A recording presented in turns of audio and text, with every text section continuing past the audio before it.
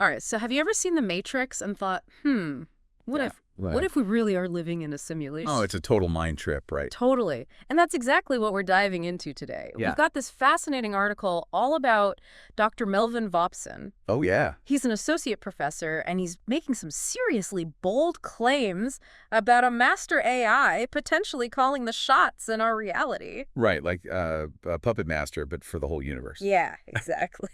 So we're going to unpack all that and look at the science behind To it. get ready for some Eddie stuff. Oh, yeah, buckle up because this is going to be a wild ride. You know, it's interesting how this whole simulation thing went from like pure science fiction to something that actual physicists Yeah, and like philosophers are seriously considering these days. it's true. Dr. Vopson's work, especially, it gets pretty deep. He's pulling from things like Yeah. information theory, entropy, all that to figure out Right. if a simulated reality is even possible. So, okay, let's back up for a sec just to make sure we're all on the same page. What exactly is Dr. Vopson saying here? Well, basically, he's suggesting that everything we experience, Mm-hmm. everything we see, feel, could all just be a super complex computer simulation created by some crazy advanced civilization, Okay, whoa. maybe even our own descendants. So, like, we're characters in a video game, but we don't know it. Yeah, that's the gist of it. Wow. And I thought my Mondays felt scripted. Right. That is wild. So, is he saying everything is just an illusion then? Like all this?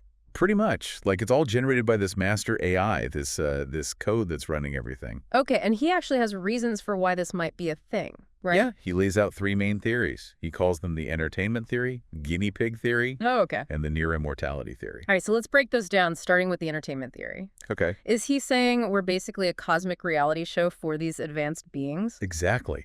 Imagine a civilization so advanced that they've, like, turned reality creation into entertainment. Oh. You know, they're probably watching us analyzing all our decisions and maybe even placing bets on, like, how our little human dramas play out. Okay, so how does information theory fit into all of this? Right. So information theory basically says that information is a fundamental part of the universe, Okay. just like matter and energy. Uh-huh.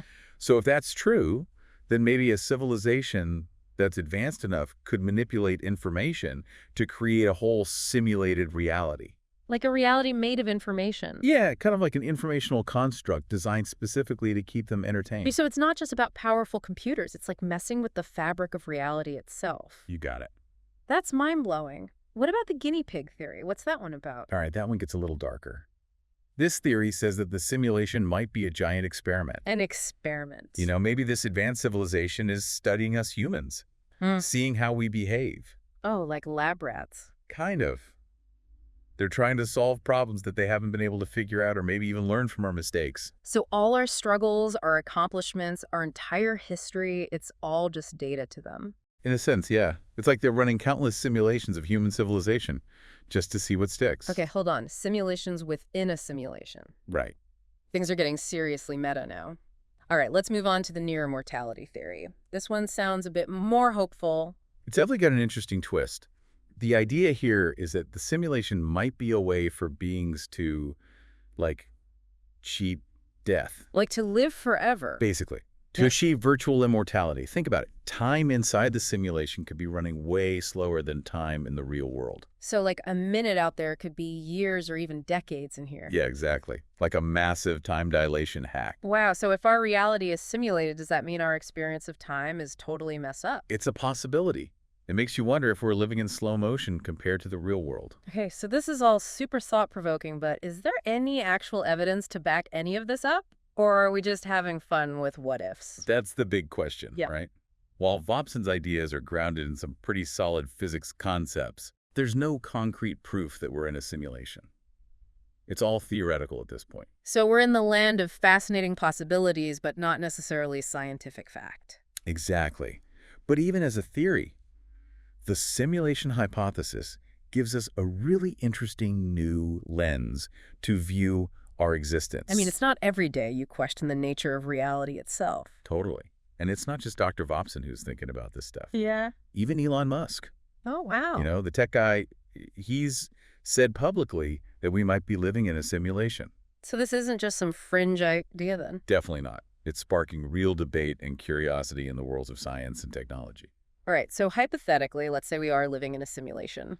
What does that even mean for Oh us? man, that's where things get really interesting. Right. And that's exactly what we're going to dive into in part 2. Oh, can't wait. So yeah, if we really are just characters in some massive simulation, that makes you wonder about pretty much everything. Yeah, like does free will even exist in that kind of scenario? I mean, are we actually making our own choices or are we just following some pre-programmed script? It's like that whole free will versus determinism debate, Right. but like on a cosmic scale. Exactly. If our reality is just code, does that mean we're all just puppets on strings? Right, and if our destinies are already written, then Yeah. what does it even mean for morality, for justice? It's a total head scratcher, That's right? right.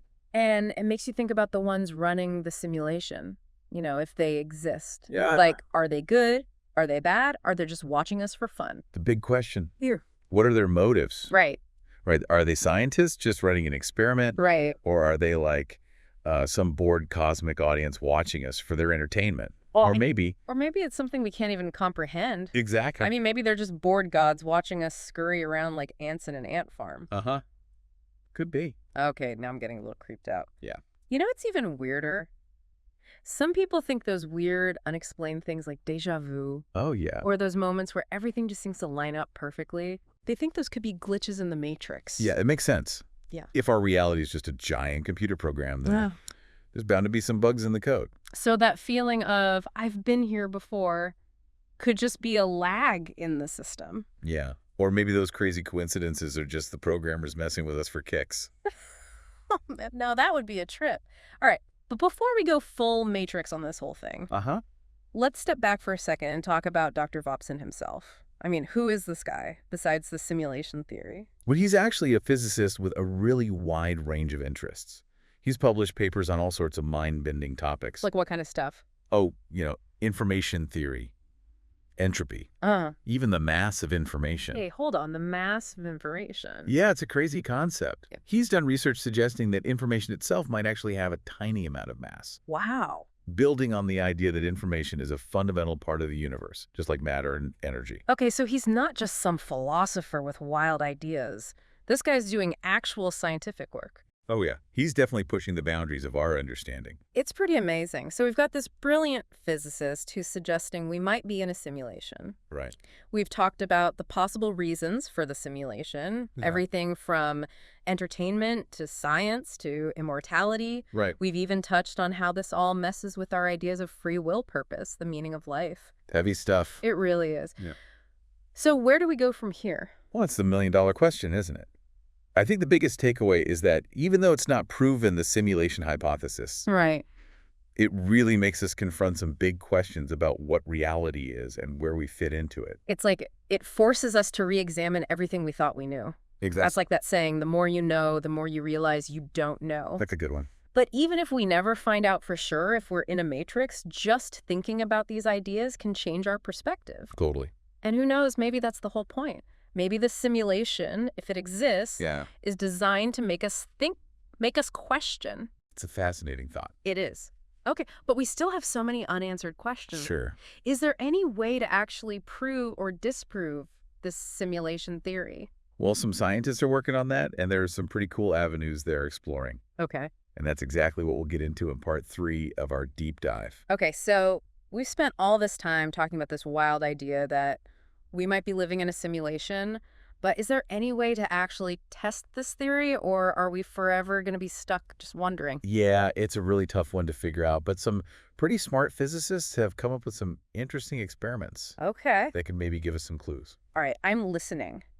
Tell me about these experiments. What are we talking about here? So one idea is that if the universe is a simulation, it probably have to run on some kind of limited computer power. Uh-huh. Right. And if that's true, there might be tiny little limits or boundaries woven into reality itself. Like, are we talking about those glitches in the matrix we talked about before? Yeah, glitches could be one sign, but there might be even bigger, more fundamental limits. Okay. Like some physicists think we might be able to detect the resolution of the simulation. Wait, resolution? Like how you can see the pixels on a screen if you get close enough? Yeah, exactly. Yeah. Like imagine reality itself has a resolution, like a giant cosmic screen. Oh, how would we even measure something like that? Well, one idea is to look for weird stuff happening with subatomic particles. Hmm. Like if the simulation runs on a grid, then the particles might be moving in ways that are limited by that grid. So we'd be looking for patterns that don't make sense in a normal universe. Yeah, basically looking for evidence that the universe is pixelated at the tiniest level. That's some seriously advanced science. So let's say we do find these limits. Does that automatically mean we're in a simulation? Well, it would be a pretty strong clue, but it's important to remember that science is always evolving. Right. Like even if we find something that looks like proof of a simulation, there might be other explanations that we haven't even thought of yet. So there could be some natural phenomenon we don't understand that's causing those weird effects. Right, exactly. It's all about testing ideas and updating what we know as we find new evidence. Makes sense. So besides those experiments, are there other ways we could figure out what reality really is? Yeah, some philosophers and computer scientists think we could learn a lot by studying advanced AI. Hmm. Like as we build more and more complex AI systems, Mm-hmm. we might start to understand how consciousness could come from code. So by learning how we make AI, we might learn how we were made. Yeah, it's a trippy thought. By studying the limits of artificial intelligence, we Yeah. might find clues about our own reality. It's like looking in a mirror, but instead of seeing ourselves, Yeah, we're seeing our creators. it's a crazy thought, but it shows that trying to understand the simulation theory is also about trying to understand ourselves. Okay, so we've got these mind-blowing experiments and this whole AI thing as possible ways to explore the simulation theory. But what does it all mean for the future of humanity? I mean, if we actually confirm that we're living in a simulation, Right. how does that change things? That's a big question, and honestly, I don't think anyone really knows the answer. Mm, Some people think it would be a total game changer, like it would completely change how we see ourselves in the universe. yeah. But other people think it wouldn't really change much about our everyday lives. Yeah, I guess it depends on what the simulation is like and what the creators want. Right, like if they're good and they want us to succeed, then maybe it's not so bad. But if they're like those guys in the Matrix, Oh, yeah. then who knows what they have planned? It's that unknown factor that makes this whole thing so fascinating and a little scary. Yeah, it's like looking into a giant cosmic mystery and not knowing what you'll find. Exactly. It's exciting and terrifying all at the same time. But That's true. even if we never get a clear answer, just the fact that we're asking these questions shows how curious we are. It's true. Like we have this deep drive to understand the universe. Yeah. The simulation hypothesis really forces us to think about some really deep stuff. Right. Like, what are we doing here? What's the point of it all? What is reality even? It's a good reminder that there's so much out there that we still don't know. And that's pretty exciting. It really is. So to all you listeners out there, keep asking those questions, keep exploring, and who knows, maybe we'll figure out the truth one day. And in the meantime, let's enjoy the ride. Yeah, I love that. So thanks for joining us on this deep dive into the simulation hypothesis. It's been a wild one, Yeah, it has. and we hope you enjoyed it. Until next time, keep